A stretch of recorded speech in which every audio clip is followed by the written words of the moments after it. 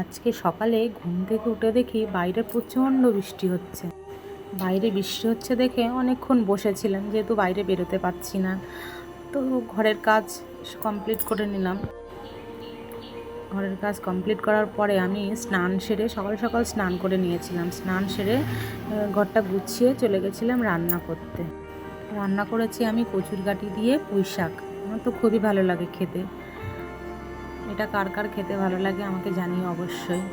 আর মেয়ে খাবে উচ্ছে আলু সেদ্ধ। ও এমনি উচ্ছে আলু সেদ্ধ খেতে খুবই পছন্দ করে, এর জন্যই উচ্ছে আলু সেদ্ধ দিয়েছিলাম ভাতে আমি।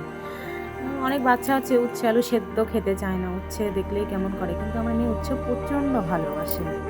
তো ওর জন্যই আর কি উচ্ছে আলুটা আমি ভাতে দিয়েছিলাম। তারপরে মাছের ঝোল করে নিয়েছিলাম।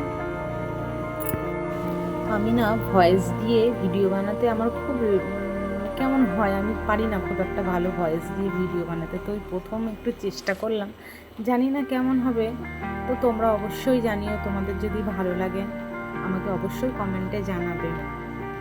তো চলো টাটা, বাই বাই।